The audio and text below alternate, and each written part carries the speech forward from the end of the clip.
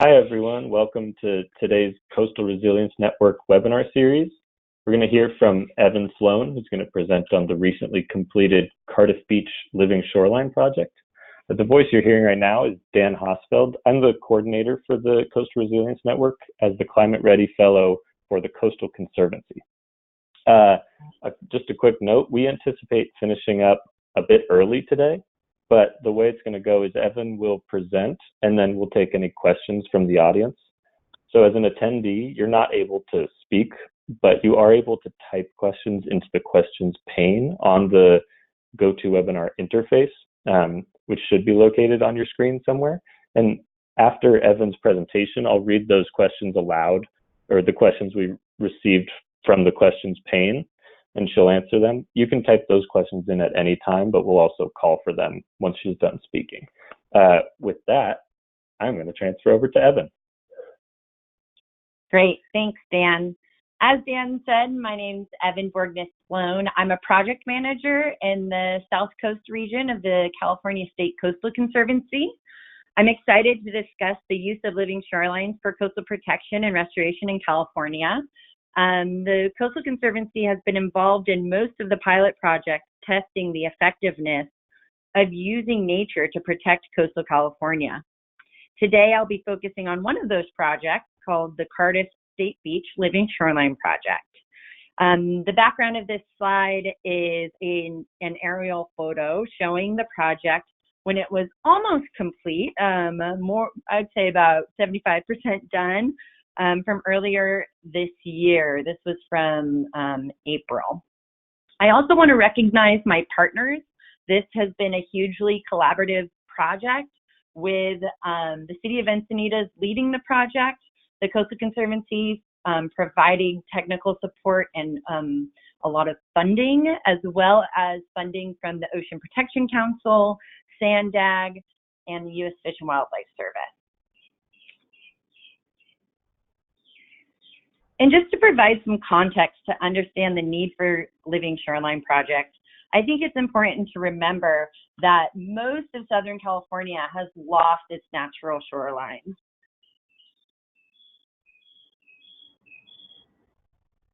This has been due mainly to fill and development.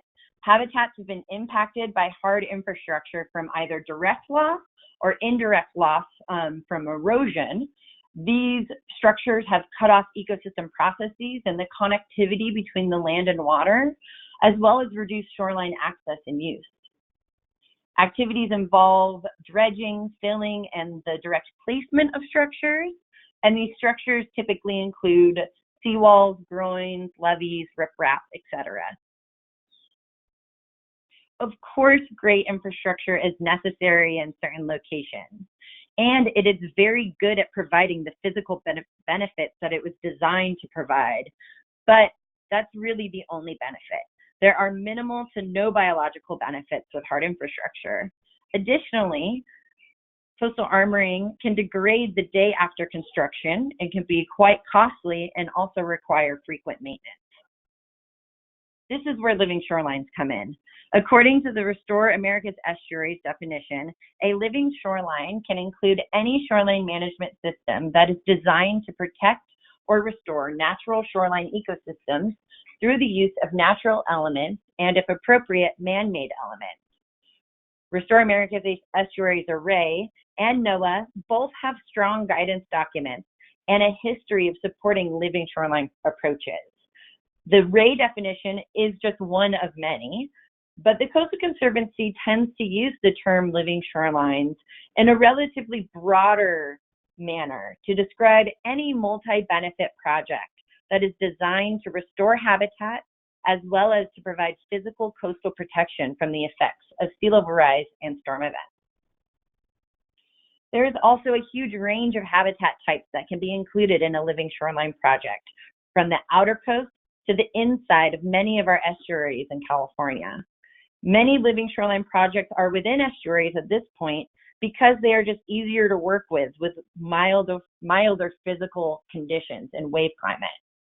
But some of the habitat types that we have been testing with the Coastal Conservancy include eelgrass, oysters, tidal wetlands, and native dunes. For the outer coast, in California, we have a higher tidal range, bigger waves, and larger storm surge. Further complicating the issue, the beach morphology changes during the wet and dry season, and periodic El Nino events can occur, making these changes even more dramatic. With all of that, our coastline is also heavily armored, making living shoreline projects even more difficult to implement in the outer coast. That said, there are many habitat types that can be included in the outer coast. The Coastal Conservancy is doing some coastal dune projects. We're starting to test out the ability of kelp and seaweed beds to be involved in living shoreline projects. And then there's other habitat types that we haven't tested yet, such as headlands with coastal scrub or bluffs. Due to this high wave energy and other constraints I described, some gray or man-made elements can be included in outer coast living shoreline projects when necessary. The Army Corps, along with several other federal agencies, as a part of the Systems Approach to Geomorphic Engineering, or the SAGE program, developed this green to gray spectrum of coastal protection options. On the fully green side, that's over here, hopefully you can see my pointer, you have the pure habitat restoration with no structures that wouldn't be found naturally in the system. And then on the fully gray side, you have some typical shoreline armoring that does not support coastal processes due to that severing of the land-water interface. In the middle is where you can see where many living shoreline projects sit. For example, several East Coast projects, which really started the living shoreline concept, incorporate marsh sills, which are essentially pieces of rock that on the marsh edge, here's a photo, that can protect the marsh from erosion and allow for accretion to happen behind the sill. I also have photos showing edging using some more natural elements. Well, this is like coconut coir to help with erosion, and then as we walk down the scale down to coastal dunes. So California's coast used to have natural protection with habitats like vegetated dunes. As you can see in orange on this map that the San Francisco Estuary Institute created for North County San Diego lagoons, in Southern California, most of these historic dunes have been heavily impacted by coastal transportation development, such as railroads and highways, and no longer exist. One of those highways is Highway 101 in the city of Encinitas in North County, San Diego. This stretch of highway along Cardiff State Beach is under great threat from present-day flooding and ongoing sea level rise. The highway has been damaged, undermined, and flooded on numerous occasions in the past as a result of extreme waves and storm events. The images on the left panel are from 2010, and the photos on the right are from the 90s. Both during El Nino events. In fact, we actually had some overtopping during our construction this past March, with some king tides coinciding with storm events. These issues led the city to consider several alternatives to protect the highway today and in the future, where effects will likely be even worse due to sea level rise. The project area runs along Highway 101 from the Cardiff Chart House in the north all the way down to Seaside Beach in the south. So instead of continuing to build this existing riprap revetment, as you can see in this photo on the right, on an emergency basis, what the city had been doing for years, or build a seawall, the city decided to work with the Coastal Conservancy to consider a more habitat-based approach, where the team then in turn where the team would turn this existing riprap revetment into a beach and native dune habitat landscape. But in order to design a resilient project, the team had to consider many constraints. First, there just was not a lot of space to work with. The beach is not very wide, averaging about 150 feet wide. Secondly, there's critical infrastructure nearby. That's including the restaurants up in the north, as well as this heavily trafficked highway all along the project area. Because of these space and infrastructure constraints, the project team understood that this would have to be a green-gray hybrid approach, utilizing man-made elements. The team also decided to capitalize on the existing beach materials. First, Cardiff Beach is a very cobbly-rich beach. Cobbles have been demonstrated in other projects like Surfers Point to be extremely useful in preventing erosion, as they are great at dissipating wave energy. With that, the team knew they wanted to start with existing sand material, sort the existing sand material to use for the cobble design. Secondly, the team wanted to use the existing rock from the revetment. In these photos, you can see the rock revetment was spread out and sparse in some areas and relatively keyed in other areas where they had gotten emergency permits to fill it in. Last, the team really did want to use the material that gets dredged at the adjacent lagoon, the San Alejo Lagoon. They dredge the inlet on an annual basis and dispose of that sand material near the project site. So we did want to do some beneficial reuse of that material. We also wanted to design the dunes to dynamically persist in the face of sea level rise. We did this by modeling different designs with various sea level rise and storm scenarios using the X-Beach model. For sea level rise, we used 0.9 feet for 2050 following state guidance. Selecting a sea level rise rate was important because the city was not willing to look past 2050, as their planning efforts usually span about 30 years. And just to describe this figure, on the x-axis, I have the distance from edge of pavement. So this car is kind of representing that edge of pavement or the road. The simulation of the dunes is representing this kind of beach profile. And over here is where we have the ocean. And then the y-axis is elevation, showing the profile of the project. In this figure, the present day beach profile is the dotted line. The gray line represents the as-built profile of the proposed dune project. The blue and yellow lines are demonstrating how two possible designs would be affected by sea level rise in a 43-year swell event. As you can see, from those lines, the dunes do steepen and erode, but are still standing at 2050, ready to reaccrete with the summer. Further, the modeling showed that some of the cobbles would be deposited at the foreshore beach face, providing additional protection for the dunes. The red line is showing the beach with no project and sea level rise and storms, and the black line is showing the beach with no project, but just sea level rise, no storms. The final site condition that was considered in the feasibility and design for the project was the success of a past beach nourishment project on Cardiff Beach, actually two past nourishment projects. Where some beaches add sand that is quickly lost from the system, the two recent nourishment projects in 2001 and 2012 have been successful, with Cardiff Beach being consistently wider than unnourished beaches with similar wave conditions nearby. With all of these site conditions and modeling results, the team came up with a design where the existing riprap was consolidated and any holes filled in to defend the highway from that undermining. That's these cobbles down here. And a cobble toe and the dunes protecting the highway specifically from overtopping. The design also included 6 beach access ways with one ADA access in the north, that's represented in this square, with a Moby map coming out, and a pedestrian footpath along the design, along the roadway. That's this hashed going down. So construction began in December of 2018 and finished in May of 2019. The first activity was dredging the San Alejo Lagoon, where that dredged material was providing the nice coarse material to be used to construct the dune. This is the stockpile after the inlet was dredged, getting ready for the project.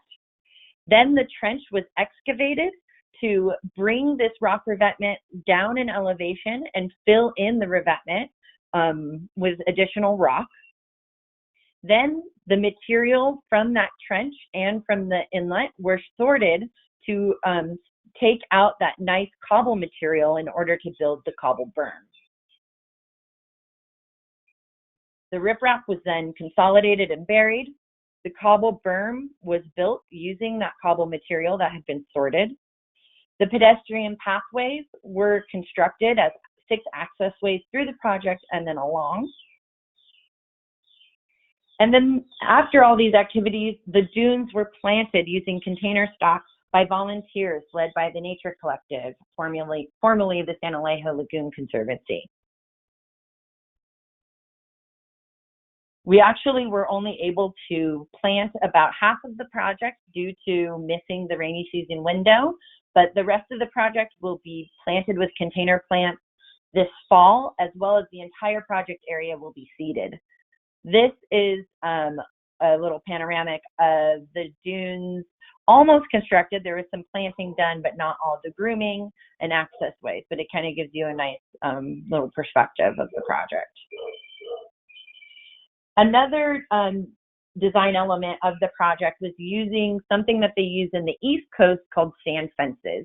So these sand fences are just marking our access way, but then the arrows are pointing to some sand fences that run along the dunes. And the purpose of these is they trap sand that's being blown by the wind to help the dunes naturally form more hummocks. And these are going to be left in place until the dunes are vegetated, and then they can be removed. I also just want to point out that the snowy plover really does want this habitat now.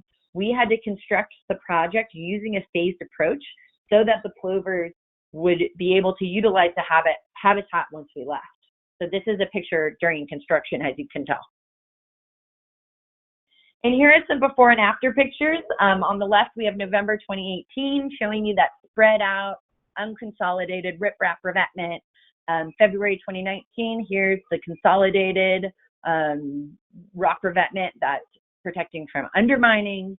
And then May 2019 is a nice picture showing our pedestrian pathway with the dunes adjacent.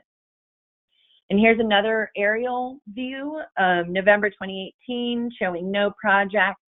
And then 2019 with our project nearly completed in April. These are our access pathways going through the project, the pedestrian pathway, and the vegetated dune. You actually can see some of those sand fences down there as well.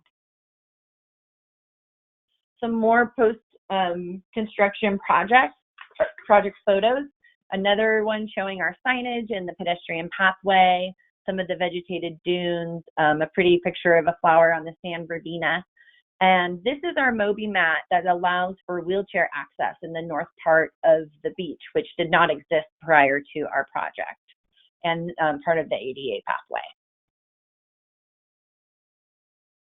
I really focused a lot on the physical design of the project, but I also wanted to highlight the beautiful native and in some cases rare dune plant species that are going to be included in this project.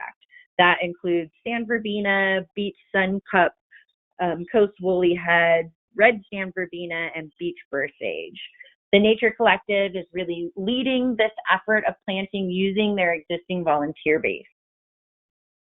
In addition, the Nature Collective is also leading our outreach efforts with state parks, expanding upon their existing program where they take 4th graders out throughout the lagoon. Now they're going to be taking them out and teaching them about the lagoon, but also that connection with the beach and about native dune habitat. In addition to that outreach program, we do have signs along the project that are demonstrating and explaining living shorelines and how dunes naturally erode in the winter and build in the summer and can protect our coastal communities. We have another large sign describing some dune habitat, as well as 10 small signs focused on specific dune species. So in thinking about this green-gray design, the Cardiff project probably fits somewhere in here in the middle. But looking beyond 2050, more drastic measures will be needed to protect this stretch of highway, beach, and lagoon.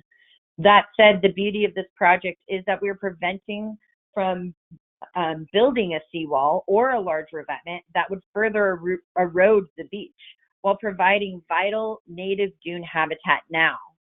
This also provides the city with some time to do the planning required for potentially moving or lifting the highway in the future. In order to understand how the project's working now and to track its progress, we do have a robust 5-year monitoring program. In this program, UCLA will be analyzing the seasonal and event-based changes in the beach and dune morphology, along with Scripps Institute for Oceanography. UCLA will be using photogrammetry via drone surveys. That's what this photo is of Dr. Timu Galeen with her drone down here. The Nature Collective will also be conducting transect vegetation surveys, and the city will be actually helping with some RTK surveys as well. So just to give you a better look at the details of our monitoring program, I have the monitoring activities, method, frequency, and length that we're required and planning to do for all of our monitoring activities. At the top is really a majority of our physical monitoring, looking at that topography and aerial imagery with the UAV surveys from UCLA, our beach and nearshore surveys with RTK via ATV and jet skis. That is a program that's been going on for over a decade at Scripps. The beach profiles using a hydrographic survey, downloading data on precipitation. We'll be taking salinity measurements within the dunes to make sure that the sand is suitable for the plants before we do our planting events. Continuing qualitative and quantitative vegetation surveys, as well as photo surveys. We're actually working with CDFW now to see how those photo surveys could be helped to demonstrate Grenion habitat. That's under development. Of course, we're going to be tracking all maintenance activities. I should have mentioned that potentially if there is some damage or erosion to the dunes, because the Santa Rosa Lagoon dredges its inlet every year, there is this really great source of sand that could potentially use to maintain pieces of the dune as they erode. So we want to be able to track all those activities, especially in terms of the monitoring that Timu is doing at UCLA in order to understand when there's natural accretion versus man-made accretion, essentially. And then we'll be downloading wave and water level data and then conducting our own bird surveys throughout the project. And with that, that is Cardiff Beach, and I am happy to take any questions. And Dan, I think, will be leading that effort. Yep, definitely. Thanks, Evan. So now's the time, folks, to drop any questions you've got into the box there. We have a couple here. First, Evan, this is a question from me. Is monitoring going to be able to decipher whether there's an immediate physical effect of those planted versus not planted dunes? Planted versus not planted, you mean with the vegetation or with the sand placement? So you mentioned that about half of the dunes were planted with vegetation from volunteers and the other half was not. I'm just wondering if there's a way that the monitoring would be able to pick up whether there's like a physical change between those two types of dunes. Yeah, we were actually really lucky to have Timu doing multiple surveys. I think she did over 10 throughout the construction process. So she really knows exactly the elevations, the shape, and the quantity of all the materials out there. That's including the rock revetment, that's including the cobble, that's including the sand. And she actually has methods to look at the plants as well. We don't have that funded yet, but there is a potential to actually understand vegetation cover and health using her data and the software. Even if we don't get that funded, I still think we will be able to tease apart the effects and the potential benefit of the vegetated versus the unvegetated. Again, we're going to be planting the dunes this coming fall with the hope that we would have some plants in the ground potentially right around winter. They'd be sprouting, early fall. And if this last season is to say anything, I mean, even from our initial planting events, we had some pretty large plants in there. In May, on our ribbon cutting day, it started pouring rain. So a little hard to predict, but we could potentially have more plants in there by the time the rains come. But yes, yes, I think we will be able to tease apart an effect using TMUS data. Awesome, thanks. Okay, we have many more coming. Our first, how involved was Caltrans in the project, and are they considering changes to the highway in the short or long term? Yeah, so this is a very unique stretch of Highway 101 in that it is actually not owned or maintained by Caltrans. So this stretch of highway is actually owned by the city. So it really is a city-led project. That being said, transportation agencies are interested in the project. It's been included in at least one report from the Federal Highway Administration. I'm messing that up, but so it is being looked at as a pilot project for transportation agencies, and we're hopeful to work with Caltrans and other agencies in the future on other projects. But this one in particular did not include Caltrans. Great, thanks. Next one, What is the name of the wheelchair path material? The name of the mat that allows for wheelchair access onto the beach itself is called a Mobi mat, M-O-B-I. I don't know what the material is. It's some sort of plastic. It's a very common use for ADA access on beaches. But then also our path, or at least a segment of our path that runs parallel of the project, is ADA as well. And that, I believe, is like a DG composite. Great, thanks. Next one, let's see. Do you have specific thresholds or triggers defined for when additional beach nourishment might be needed, and were these specifically designed in advance? Yes, we had lots of conversations about this issue, in particular with the Coastal Commission during our permitting process, and really wanted to understand when maintenance would be needed as well as future activities. And so I can't remember the exact specifics, but essentially if there was multiple overtopping events in one season, then we would go to the inlet material and try to rebuild the dunes. If rebuilding the dunes became a very frequent process, and I think in our permit the language is if it became like financially, if the city couldn't afford to continue doing that kind of maintenance, then that could trigger actually a larger planning effort for potentially moving the highway or lifting the highway. So it is defined in our permit, specific triggers for either maintenance and or future, essentially abandoning the project and doing a more long-term solution.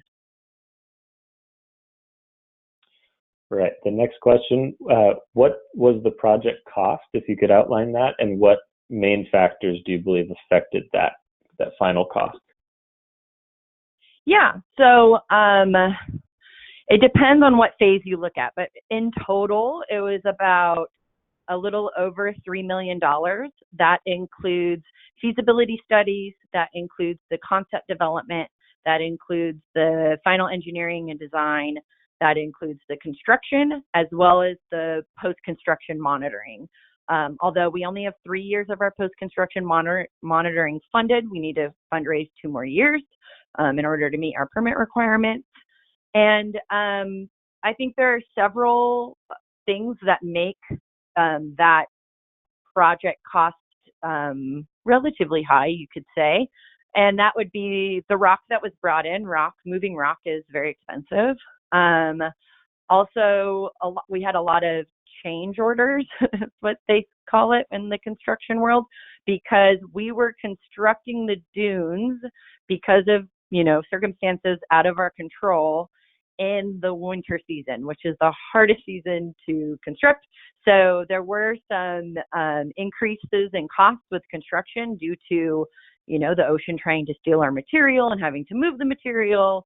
and dealing with the dynamic nature of working on a beach.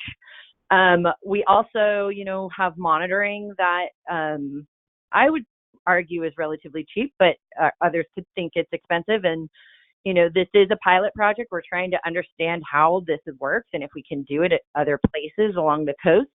So it's really important that we monitor and understand how the project works. The planting was really done by a volunteer base, but in general, for this scale of a coastal kind of project like this, a lot of other living shoreline projects are much smaller and have similar costs. So I think it's a reasonable cost for this first step, the innovative, testing the pilot project type step. Sure, great. Okay, next one is how many cubic yards of sand was used to cover the cobble and the rock revetment? How much sand is dredged from the lagoon each year? Yeah, so that was just serendipitous because we discovered that the amount of material that was dredged annually is about 30,000 or less, but around 30,000. And the amount we needed was about 30,000 cubic yards of sand. I believe the total that ended up being placed on the dunes was still around there, maybe a little less, 28, something like that. And I could definitely get that exact number. But yeah, we dredged it once. We got about 15 or so, and but that was due to other circumstances. And we used that, and we dredged it a second time because it to get that final chunk, and I think that got us to about 30,000 cubic yards. Great. And the next one, are people allowed to walk on these dunes? Right. So as it stands now, we have post and rope fence along the road side of the project and along those 6 access points. On the ocean side of the project, there is no fence, or there is just the snowy plover kind of PVC with string fences right now. And the idea eventually is that we do want to have it open on the ocean side and allow people to use the dunes in moderation. But what we've seen in other projects, they saw this in Ventura with the Surfers Point project, where in areas where you allow people to walk, even if you plant and seed it, those plants essentially die or don't sprout because of all of the trampling. So we do need to be working with state parks, and I already am having conversations with them about this. So until the plants are really, really established, we shouldn't allow people to walk on them too much. Although, like I said, that ocean side is pretty much open to them now. So a lot of this effort will be through our outreach and education and our signage and having those access points, really hoping that those will kind of direct people. I'm not sure if there will be any sort of enforcement by state parks at this point, but we're starting those conversations. And has there been any feedback or response from the local community at this point? Yeah, we've heard a few things. One really nice anecdote was, something I had never thought about before, was the construction workers were out there, and a community member came up to them after the beachside work was done, and they were just doing roadside. And he said that walking along the beach is so much nicer now because it's a sound barrier. He said you can't hear the highway that much, and so he just feels like he's in more of a natural beach setting. So that was really interesting. Some other feedback I've heard just when I was down there doing the ribbon cutting, some community members came up to me and said, this really looks like an East Coast project. We don't have dunes in Southern California. And so that was interesting to hear. And, on my tour of the project, I was talking to them, explaining that there were dunes in this area historically, but we have essentially, built on top of them or groomed our beaches so much that they're no longer there. But it is a natural part of the dune landscape. The sand fences do really make folks think of the East Coast because that's the only place that they've really been put out. I should also mention that another technique we're thinking about using for the sand stabilization is a technique also from the East Coast and Puerto Rico, I think, called biomimicry.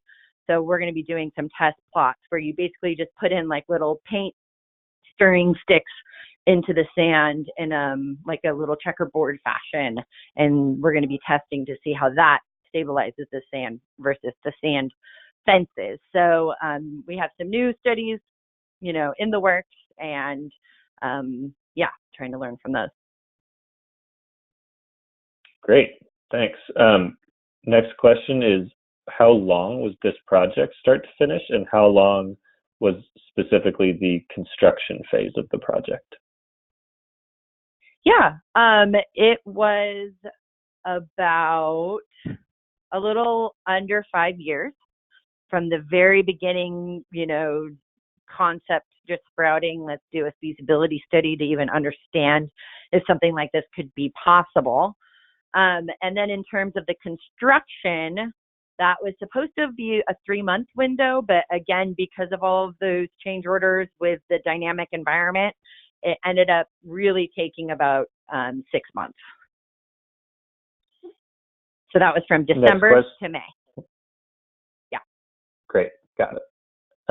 What about the cost? Do you have an idea of what the cost was specifically regarding permitting?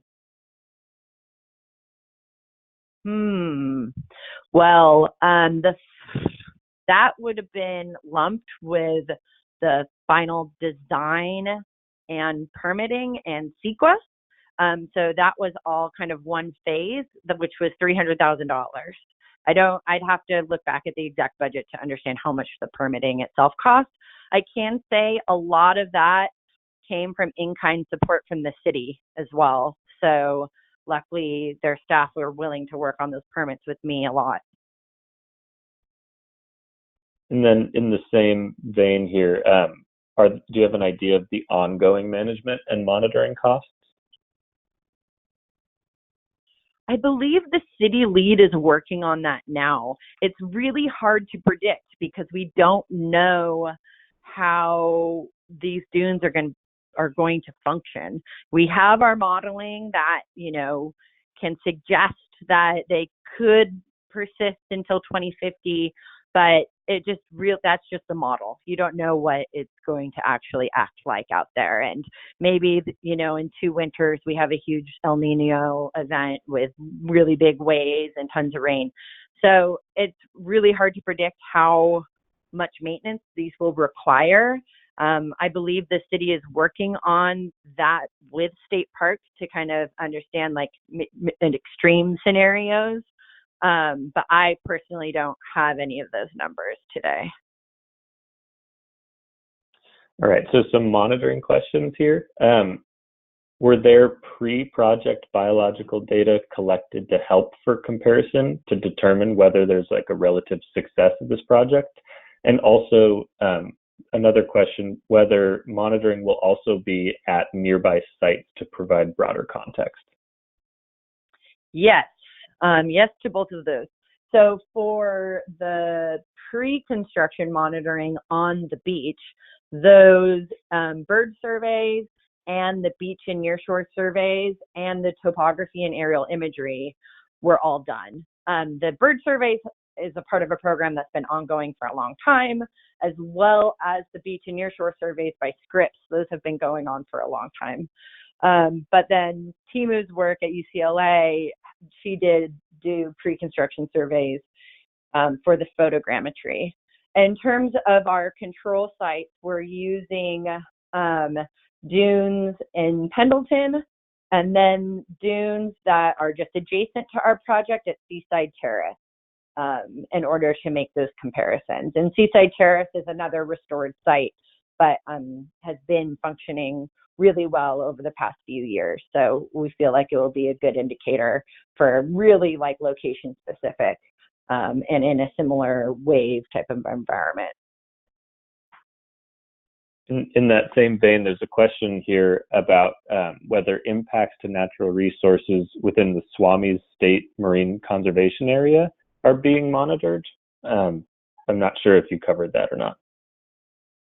No, so really, I think what that person probably is getting at is talking about potential sedimentation of habitat in the nearshore.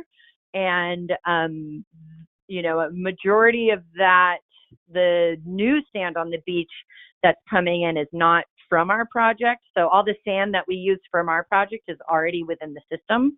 It was either trenched on site or from the inlet, which also gets disposed right adjacent to the beach and stays within the system. So we didn't really have any new large material coming in. That being said, the San Alejo Lagoon Restoration Project, which was under construction before our project and during our project, did do a very large beach nourishment on the beach of 300,000 cubic yards, which, is helping our project really provide more resilience for the dunes. But I'm not sure because I wasn't involved in that project. I think they may be studying the nearshore, but as a part of the Cardiff Beach Living Shoreline project, where we didn't use, a new material and we're outside of kind of that high tide line, we don't have any monitoring on the nearshore MPA. Great, thanks. And thanks everyone listening for all these awesome questions. We're coming up on our last couple here in the list, so this will also be last call for any other questions that folks have. Make sure to get those in now. This next question, do you expect revetments to be exposed in the future? How often? And will sand be needed to recover it? Yes, so we hope that revetment will not be exposed. That is definitely the goal of this project. In the case that it is, we do have a backup plan that I touched on a bit, which is utilizing that inlet dredge material that gets excavated every year and placed nearby. So that's kind of that beneficial reuse. It's what we used to build the dunes originally, and it's what we plan to use for any sort of maintenance if the rock revetment does get exposed. But according to our modeling and some of the analysis that went into the design, we're hoping that it will not be. Great. And a quick question here. How many linear feet was this project in total? It's about a half mile long. I used to have the linear feet in the back of my head, but I don't have it anymore. That works. Okay, so yeah. We're on our last question of the webinar here. Are there any plans in the works for dune construction or living shoreline projects in other locations in California? Yes, very excited about some of the new projects I'm working on, particularly in Los Angeles County. So I'm working on two projects with the Bay Foundation, one in Malibu at Zuma Beach and Dockweiler Beach, doing some dune restoration, partially adjacent to Zuma Lagoon, so trying to get kind of that transition zone between the wetland and the dunes and understanding how those native dunes change with different rainy seasons and waves and everything. And that's not including any hard infrastructure. That's just looking at native dune and sand fences, really kind of low impact methods. And then another project with the Bay Foundation is in LA, again, at Dockweiler Beach. And this is brand new. The first Malibu project I talked about is in the planning phase. Plans are being drawn right now. This new project at Dockweiler is just about to get started.